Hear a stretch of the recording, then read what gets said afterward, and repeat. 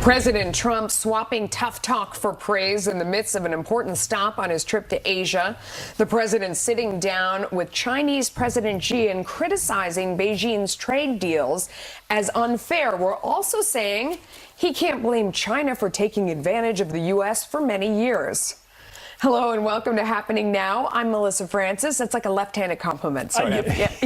Something like that. Remember, the Chinese think in centuries. Yeah. I'm Jon Scott. Along with high-stakes diplomacy, there was pomp and pageantry at a lavish state dinner. China playing the gracious host, even with tensions over North Korea playing out in public. President Trump urging China to double down on efforts to rein in Kim Jong-un's nuclear weapons program.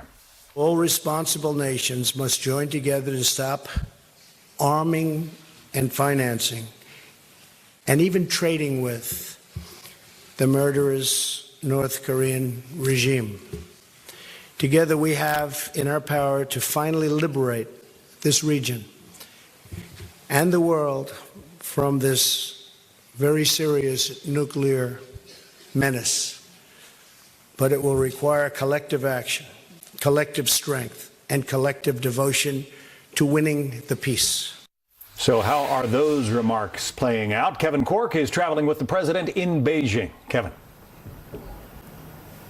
Hey there, John. You know, you're right. Plenty of pageantry and promise as the president makes his way through China. Stop number 3, by the way, on that 5-country Asian tour. Next up, it is off to Vietnam. But while he was here, we did see a great deal happen, including a number of trade deals. We'll get to that in a bit.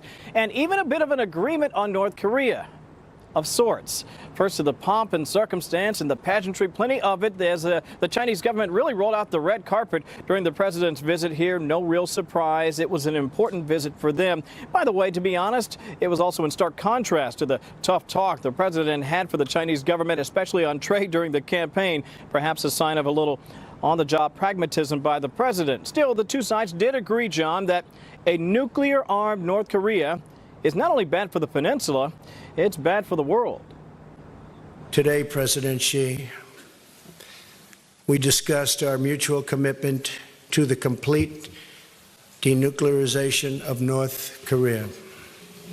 We agreed not to replicate failed approaches of the past, and there were many. We agreed on the need to fully implement all UN Security Council resolutions on North Korea and to increase economic pressure until North Korea abandons its reckless and dangerous path. Reckless and dangerous path indeed. Meanwhile, a number of deals were announced here as well. Many of them, to be fair, actually began before the president took office, but we're talking about a big dollar number here, $250 billion in deals related to aircraft, auto parts, even food products. Still, it wasn't enough to quell the president's frustration over the massive trade gap between our countries. Both the United States and China will have a more prosperous future if we can achieve a level economic playing field. Right now, unfortunately, it is a very one-sided and unfair one. But I don't blame China. But in actuality, I do blame past administrations. Blaming past administrations, a not so veiled reference perhaps to his predecessor. Next, it's off to Vietnam for the APEC summit. A couple of days there. We have a crew en route. Of course, we got you covered. Amy Kellogg, John Roberts there. I'll see you in Manila, but for now, back to you. Right, enjoy your travels with the president. Kevin Corke coming to us from China. Thanks, Kevin. Here at home, the House Ways and Means Committee expected to finish its markup of the GOP tax bill soon, with Senate Republicans preparing to unveil their own tax legislation. Meanwhile, President Trump weighing in. Referring to the Senate plan, the Wall Street Journal reports that he told Democrats in a conference call, quote, "You're going to like it a whole lot more." Joining me now is Bob Cusack, editor-in-chief of The Hill. What do you think Democrats are going to like a whole lot more about the Senate plan versus the House plan? Well, I don't think Democrats are going to get on board with this bill. It is going to be different than the House bill, and they're going to unveil it in the next hour. There'll be differences on the state and local tax deduction as well as the home mortgage deduction. So this will be a different bill, and if it passes the House and the Senate, they will have to reconcile in conference But we've heard a lot already from Democrats blasting the House bill. And I just think Republicans, just like on health care, they're going to need to unify. They can't count on Democratic votes. I don't think they're going to get any. But remember, there are a lot of Democrats in red states who are up for re-election in states that Trump won. So this could be used against them. So Senate sources to our own Fox Business News, to Maria Bartiromo, saying that this plan that's going to come out in the next hour, this is what she is reporting, that it's going to delay the 20% corporate tax rate for 1 year, put that delay in place. What do you think about that? What would that mean?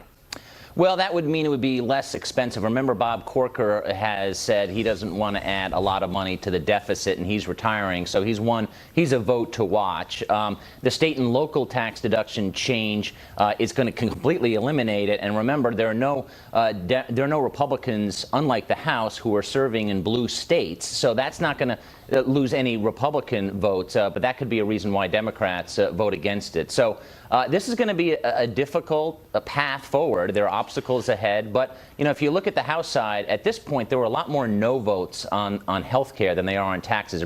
We're counting about 8 Republicans who've said no on this tax cut bill. So I think it's going to pass the House by a decent margin, but not easily. But some of the changes, I mean, if Maria's sources are correct, some of the changes are things that could end up really roiling folks in the House. Yes. You know, removing the SALT deduction, you talked about that. That's the state and local income tax.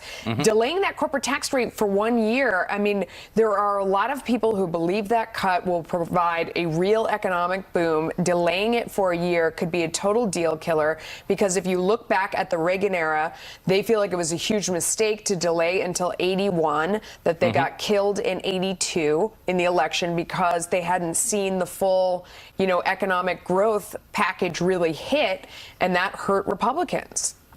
Yeah, and they've already, and remember, the corporate tax rate, as you know, was initially going to be 15%, and then Paul Ryan and the president said, okay, let's move it to 20, because the math was very difficult as far as blowing a hole in the deficit. So they're compromising, but honestly, Melissa, I mean, I think they have to get this done no matter what. I mean, Tuesday's results showed that whatever they get through, they've got to get something through, or they're going to get really hit hard in both primaries and in the general election next year. Okay, so to that point, here we go. It was Senator King saying, you know, we have to get something by. People are saying to that. Peter King saying, how can you vote for tax reform if it's going to increase taxes in your district? Great victory. We got the first tax reform in 30 years, and your taxes are going up. But it's okay, because we got it through. He's like, people would think you're nuts. He can't possibly vote for that. That makes sense if you're a Republican. Yeah, that's right. I mean, the Republican leaders are saying, listen, we are raising taxes in some areas, but overall we're doubling the standard deduction. So overall, that most people are going to get a big tax cut. But there's a lot of confusion. There has been some analysis from different think tanks and the CBO and the Joint Committee on Taxation. So there are a lot of questions about what this would do for middle-class families, and that's where the PR battle begins. Yeah, and I don't know what postcard. So what we've seen so far is fitting on. It doesn't seem like that's happening yet, but there's still time. There's a lot of debate left. Bob Cusack, thanks for joining us. Appreciate it. Thank you. Well, Vice President Pence visiting Texas to comfort a community in mourning. He participated in a vigil last night honoring the friends and neighbors lost when a gunman opened fire at church during Sunday services. 26 people died there, 8 of them children. Casey Stiegel, live in Sutherland Springs at the First Baptist Church, the scene of that heartbreaking crime. Casey? Yeah, John, and it's a scene where we have seen people from the community just trickling by to lay flowers and wreaths, light candles, anything really to pay their respects. As you know, this investigation has many moving parts, one of which a key one, and it involves the gunman's iPhone. It is in possession of the FBI, and in fact, Apple has released a statement saying that it has offered technical assistance to the feds. Those special agents had not yet reached out to the iPhone maker looking for information on how to crack the security code to unlock the device. As we know, that mobile phone could contain a lot of clues about the shooter, his activities leading up to Sunday's crime, just as it did with the suspects in the San Bernardino shooting. 26 people were killed at the First Baptist Church, and they have now all been identified. We understand that it is about half of this small community's congregation. Among those who lost their lives, 8 children, including a baby and an unborn child. At last night's prayer vigil attended by Vice President Mike Pence, while offering words of comfort, he was also critical of the Air Force's handling of Devin Patrick Kelly, a man who was discharged from the military, who reportedly escaped from a mental health facility after sneaking guns onto an Air Force base and threatening his commanders. Now the Vice President wants to know why these red flags did not prevent the suspect from being able to buy any weapons at all. We now know it was a crime that the assailant was ever able to purchase a firearm in the first place. He lied on his application, had a history of mental illness, and there were bureaucratic failures. I'm informed by Secretary Heather Wilson that the Air Force is moving aggressively to review why this error occurred. Attorney General Jeff Sessions was also in attendance, including Texas Governor Greg Abbott. And back here you see the white crosses just behind me. A volunteer came out here and put these crosses up overnight. John 1 representing each of the lives lost here last Sunday. Still so much pain there in Sutherland Springs, Texas. Casey Stiegel, thank you. It is the third full day of jury deliberations in the bribery trial of New Jersey Senator Bob Menendez, but why jurors could have to start from scratch next week. Plus, Bill Clinton on Conan last night. You want to hear what he had to say about President Trump.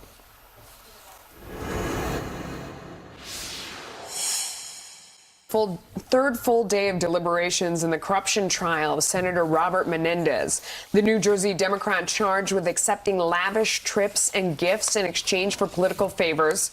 Menendez appeared confident as he arrived at the Newark courthouse this morning. Are you nervous?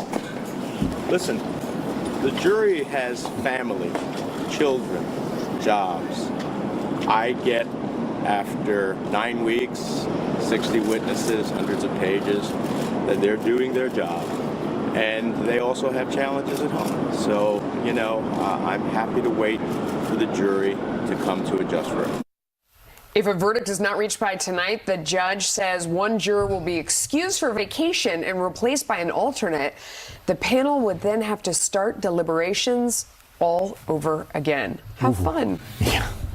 Could come today. Yeah. Breaking developments. Democrats making big gains in Virginia on Tuesday, winning the governor's race and flipping 10 state house seats in a victory widely viewed in the media as a repudiation of President Trump. Is it? Joining us now, our Fox News media analyst, Howard Kurtz. He is also host of Media Buzz, airing Sundays on Fox News Channel. A headline in the New York Times on Wednesday called it a big rebuke of Trump. Howie, is it? Well, that's certainly the media narrative, and there's no question that Donald Trump was a significant factor in the Virginia race, John. But, you know, what many pundits are just simply forgetting is that Virginia is basically becoming a blue state. It was won by Hillary Clinton. It was won twice by Barack Obama. And the danger here is getting over-caffeinated and over-interpreting a couple of off-year elections into projections that, wow, the Democrats now really have a good chance to take over the House, when, in fact, they have to pick up 24 seats, and many of those are in red states. Much less friendly territory than Virginia. And as you point out, nobody wanted to predict that Ralph Northam, the Democrat, was going to actually win that race ahead of the actual voting. Yeah, the polls were tight, and then you know, a lot of people thought Ed Gillespie, because he's a former chairman of the RNC, who, by the way, distanced himself from Donald Trump, and that has to factor into the analysis that he might pull it off. So the press was basically wrong or overcautious on that. At the same time, look, when we project what's going to happen a year from now, it's crazy because the Trump presidency may look very different a year from now than at the current situation when Donald Trump's still struggling a bit in the polls. But after the loss, the president tweeted out his observation that he didn't feel that Ed Gillespie was enough of a Trump supporter, that he didn't embrace the president enough. Well, there's no question about that. Gillespie is the classic Washington establishment lobbyist, former Bush White House aide. He didn't want the president to come campaign for him, to raise money for him. He barely mentioned Donald Trump's name, even though he tried to run on a couple of sort of hot-button Trump-like issues, such as immigration, such as Confederate statues. In the end, he was sort of caught in the middle. He didn't have the Trump supporters, and he may have alienated some more traditional Republicans. In your piece on FoxNews.com, you write, America, in short, is not Virginia or New Jersey. So the implications of this, you think, are being stretched.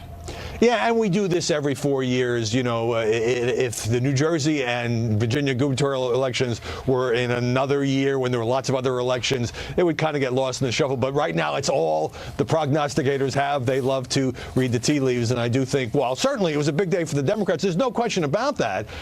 It might be lending itself to a little bit of over-interpretation. In case people were not watching Conan last night, the former president, Bill Clinton, took a swipe at President Trump. Listen to some of that. The dictators club in the world, and there's a bunch of them, you know, they want two things. They want nuclear weapons because they feel like they can never be dislodged no matter how much people hate them if they got nuclear power. And they want to abolish the line between fact and fiction and truth and lie. Look at the effort here to disenfranchise voters. That seemed to be a pretty direct swipe at the current president, the 45th president of the United States. What do you make of that, Howard? Well, it's classic Bill Clinton, which is he never actually comes out and says, I'm talking about Donald Trump. He starts talking about dictators around the world, and Conan looks at him and there's a couple of laughs. I mean, this is the sort of light touch that Bill Clinton excelled at. His wife never really had in either of her presidential campaigns. And of course, Conan's not going to follow up with a tough question about what do you mean about suppressing voters? So Clinton kind of takes his shot, but there's no line in the transcript where you can say, wow, he went too far. Yeah, and it's curious that it came a year after President Trump defeated his wife in that, you know, unexpected election result from 2016. Yeah, I don't think Bill Clinton has forgotten that. And, you know, we haven't heard much from him lately because so much attention has been on Hillary. She continues her endless book tour. She continues to take shots at President Trump. Some Democrats have been actually come out and said, especially after the whole Donna Brazile flap, that they wish Hillary Clinton would kind of get off the stage and let the Democrats focus on the next generation of leaders who might actually be able to win some seats next year or challenge the president in 2020. Let's talk big media picture for a moment. AT&T wants to buy Time Warner, merge those two companies together. Time Warner owns CNN, AT&T owns DirecTV. Democrats never much liked the deal, but now there are concerns that the Justice Department could block it unless they spin off CNN and the Turner Media Group. President Trump has obviously had his issues with fake news. How big a story is this? You know, there's a bit of a perception problem for the administration because of the president's repeated attacks on CNN as fake news, and now reports that Justice Department officials have told AT&T that either you'd have to get rid of CNN and Turner Broadcasting or DirecTV. That's kind of a classic antitrust concern that comes up when you have two big companies that are on the verge of merging. So I don't think there's any evidence that the Justice Department is improperly pressuring AT&T, and I think that that's being a little bit overinterpreted. And by the way, even if CNN does get spun off and so it's not going anywhere, somebody will continue it. So I think people who don't like this deal are using the CNN angle as a way of trashing it, but there's no firm evidence. In fact, the White House says President Trump has never discussed this with the Justice Department. All right. Howard Kurtz, our media critic. We'll see you on Sunday on Media Buzz. Thank you. Great to see you, John. So coming up, President Trump leaving China and heading to Vietnam tonight. So will he or won't he meet there with Vladimir Putin? Plus, why one well-known organization is calling our national anthem racist. All right, now, ISIS suffers another major setback. Syrian government forces reportedly capturing the city of Bukamel, the terror group's last stronghold in that country. ISIS fighters apparently are retreating after the regime launched a massive offensive against the city near the border with Iraq. The Syrian military says it killed a large number of ISIS militants. Another development in the Star-Spangled Banner controversy. The NAACP in California wants Congress to get rid of the national anthem altogether. Members of the organization are calling it, quote, racist and anti-black. William Longinus joins us live with more on this. You're going to have to explain it to us, William. Well, Melissa, the NFL kneeling controversy prompted the NAACP to take a closer look at the anthem, which contains a rarely sung third verse which talks about slaves. Now, the group claims those lyrics are racist, divisive, anti-black, and disqualify the Star-Spangled Banner as the national anthem. So you may recall Francis Scott Key wrote those words in 1814 as he watched British warships bomb Fort McHenry in Baltimore. It became the national anthem in 1916 and was later affirmed by Congress in 31. Now here are the lyrics the NAACP finds offensive.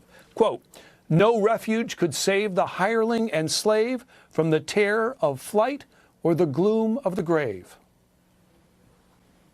It's racist. It doesn't represent our community. It's anti-black people. The real intention got overlooked, and it's become something that's dividing us. And I'm looking for a way to bring us back together. However, historians strongly disagree about the lyrics' meaning. Here's why. Hireling and slave referred to black slaves liberated by the British, some of whom were fighting against America. Now, to Key, they were mercenaries and traitors. But that doesn't mean the song celebrates slavery, historians say. The British also manipulated blacks with the promise of freedom. And elsewhere, lyrics in the song refer to blacks and whites alike as fighting for America as free men. Is it offensive to you? Not to me personally. I look at certain things as historic and just a story of our history, something to learn from. So right now, the NAACP is looking for a member of Congress to sponsor their bill to kill or change the Star-Spangled Banner as the national anthem. Back to you. Wow. William Longinus, thank you. Well, President Trump is trying to make good on a campaign promise to cut the U.S. trade deficit with China. Why our next guest says this is more of a symbolic measure. Plus, the next stop on the president's tour of Asia takes him to Vietnam, and the world will be watching to see whether he meets with one particular leader there. Waiting for this, House Speaker Paul Ryan talking about the tax plan on Capitol Hill. Let's listen in.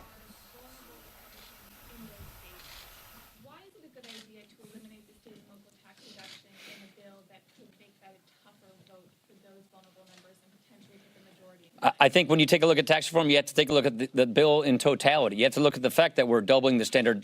By doubling the standard, oh, I lost my postcard. Jeez, I feel naked without my postcard in my pocket.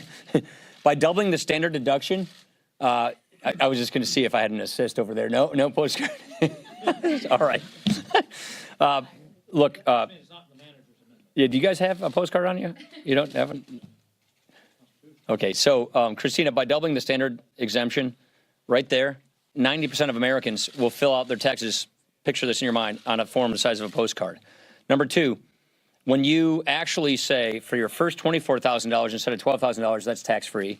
If you have children, you're going to have a $1,600 per child tax credit. When you're lowering people's tax rates, when you take the thing all in its totality, what the analysis shows us, whether it's analysis from JCT, from the Tax Foundation, or even TPC, that the average households at every income level see a tax cut.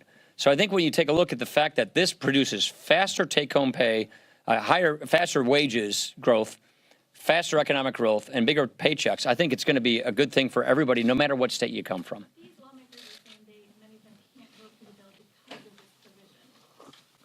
As you see, we also allow a $10,000 property tax deduction. So in conjunction with the discussions we've been having with our members in these particular states, hundreds of billions of dollars have been added back to the bill to accommodate those very legitimate concerns so that people are benefiting. Chad, don't yell. You have been making the case to your members that the House control by the Republicans could be in jeopardy if you don't pass tax reform. That said, if you look historically what has happened in the first midterms of presidents, when they have passed big initiatives, crime bill in 1994, certainly Obamacare in 2010, and that party has lost. Explain to us why you think it is so essential that this We preserve the majority. Yeah. Because you don't get these majorities to sit on them. Yeah. Come to pass big policy and then burn some of those seats. First of all, I think it's a very interesting analog, but I would say the crime bill in 93, Obamacare, those were unpopular bills. This is not unpopular. We're actually letting people keep more of their own money. We're cleaning out the loopholes of the tax code and having a fairer tax system. So we're going to have faster economic growth, bigger paychecks, fairer taxes. That's not an unpopular thing to do. And oh, by the way, this is something we ran on. We didn't do like some of the Democrat majorities of the past and pass some big, huge thing on an unsuspecting country. We ran in 2016 on doing this tax reform. The president ran on doing this tax cut and tax reform. So this is about fulfilling our promises to the American people. This is about actually improving people's lives and making a positive difference. And I fundamentally believe when we do this, make good on our word, make good on our promise, make people's lives better, we're going to be just fine politically. Yeah. I'm sorry, I don't do the yell out thing. Somebody get to him. A lot of our viewers are concerned about the child adoption tax credit being not included in the House bill. Is that something you would like to see in the final bill, and have there been any efforts to preserve it? I will direct you to the Ways and Means Committee and direct you to the markup today, and you should bring that question there because that's among the things that the Ways and Means Committee is considering. Casey. Do you think the politics of healthcare belong in the tax reform package? You're talking about repealing the individual mandate as part of tax reform. Well, that's one of the many things that our members are talking about. Those kinds of conversations are ongoing. Of course, I want to get rid of the individual mandate. I want to get rid of the individual mandate any way I can because I think the individual mandate is doing great damage to people in this country. We're making people buy something they can't afford and don't want. So I personally do not think that this is good policy for our country, and I think it's wrecking our healthcare system. Whether or not it goes into any particular piece of legislation, those are the kinds of conversations we're going to have, along with many other issues with our members on an ongoing basis. Yeah. Speaker, the Senate is releasing their bill today, and from what we've heard, it might be drastically different from what you guys have put out over here, either a phase in or phase out of the corporate tax rate, not full repeal of the state tax. They will fully repeal SALT, even though you talked about the importance of that compromise. Is that going to be problematic for resolving? Also, a Democratic aide overheard you joking with Ms. McConnell about going to conference. Are you guys seriously going to conference? I think, put the political hack aside, we are going to conference, and that's the point I've been making is we're going to conference. That wasn't a joke. That was, I don't even know which hack did that. But, you know, if you were there, we're going to conference. Why are we going to conference? Because we're doing this the right way. We're doing this regular order. And yes, the Senate bill is going to be different than the House bill because you know what? That's the legislative process. But what's encouraging in all of this is, just as we discussed at the front end of this process, we have a framework that we established with the White House and the Senate, and these bills are being written inside that framework. But the House will pass its bill, the Senate will pass its bill, and then we will get together and reconcile the differences, which is the legislative process, and that's how this process will continue. Drucker. I wanted to ask you a follow-up on the politics of this. You talked a lot about how this will affect individuals and families, let's say, earning anywhere from $50,000 to $150,000 a year, and that's important. But I think where Democrats think they can make some headway is with these upscale suburbs that have long been a part of the Republican coalition that are going to look at this. They own very expensive homes. They make more money than a lot of what you've been talking about. Kind of ironic, isn't it? But they're in their view, these voters think to themselves that they're not starving, but that they stop working, all their money goes away, and that the Democrats will then be able to make headway by saying the Republicans are passing a tax plan that is not helping you. Maybe your taxes are going up a little. Maybe they're not going down at all. You just are rearranging the deck chairs, and you still need your accountant. Is there a problem for you, for Republicans potentially, with an important part of your coalition that helped you win in 2016, if the tax plan does help a lot of people, but doesn't help people that have been voting Republican for a long time? We're not doing this for political benefit. We're doing this to help improve people's lives. We're doing this to get this country back on track. We're doing this to get economic growth. Look, we haven't had a 3% economy in about a decade. Do you know what happens to a country that grows so slowly? Wages are flat. Living standards get flat. Economic anxiety and insecurity goes up. That's what's happening in this country today. And you wonder why we have a lot of anxiety and a lot of polarization in America? I would argue when people are really worried about whether they can put food on the table or pay the energy bill next month, that's a real problem in America. The purpose of this legislation is focused on not giving the highest income earners the biggest tax breaks. The purpose on this legislation is giving middle income tax families a break. And you got to remember, half the country's living paycheck to paycheck. I just saw a survey that says a third of Americans feel that they're $400 away from a financial crisis in their family. That's who needs relief in this country. And oh, by the way, when you get our tax rates down on our businesses as deeply as we're dropping them in the bill we're proposing, that's good for everybody. That's good for jobs, it's good for wages, it's good for economic growth. And so this isn't an appropriations bill. This is an economic growth bill. This is a middle income fairness bill. This is a fairness bill which is, yeah, if you have an accountant and you can navigate all these deductions and loopholes, you can get a good deal. But why do we want to have a tax code that's so rigged? Don't we want to have a tax code that's simple and easy and fair? That's what we're trying to accomplish. And I would say, just look at all the analysis, whether it's TPC, JCT, or Tax Foundation, they all tell you that the average families in all income groups see a tax cut. Bonus. Following up on that, a lot of those analyses that you cited, though, say that in the out years, more of these families will see a tax increase. That seems primarily... You're talking about the sunsets, right? Primarily due to the sunsets. Can you talk about why you've chosen to do those sunsets? Why, when so many of the things on the corporate and business side are permanent, why not make some of those things sunset to keep the middle class stuff? It's a good question. You see both. You see the expansion provisions sunset. So you see business provisions sunset, and you see some individual provisions sunset. But in our bill, the primary provisions, the big provisions like the rates and the child tax credit, those things are made permanent. Why? Because certainty is really important for economic growth. And that's why we believe if you sunset the wrong provisions, you will actually do damage to economic growth and forward planning. But what we also learned from the economic standpoint of the things that are sunset are done in a way that they won't damage economic growth. They will actually encourage economic growth. And also, it's just to be conform with the rules. We have Senate budget rules that we have to be mindful of. And we want to make sure that when we pass a bill out of the House, that bill adheres to the Senate rules so that we can use the reconciliation tool that we need to use to pass tax reform. So those sunsets are things that are done to make sure that this bill conforms to the rules we don't personally like in the House, but we need to follow if we want to make sure that it's privileged. As a quick follow-up, I mean, there is this expectation that Congress will act later to extend those. I believe that as well. Doesn't that imply then that the deficit impact of this bill is going to be greater than what's being? Well, as you know, we are concerned that the dynamic scoring would not be allowed in the Senate, again, because of the rules.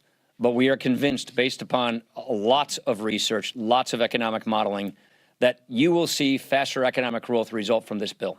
You will see higher wages, more jobs, bigger paychecks, bigger GDP. And if you see a bigger economy, that means you get more revenues. So we're confident there's two things you need to do to get our fiscal house in order. Grow the economy, get people working and paying taxes, and deal with spending, especially entitlement spending. We got more work to do on that front. The House has passed bills over and over on that. We got more work to do on that front, but that doesn't mean you stop working to growing the economy.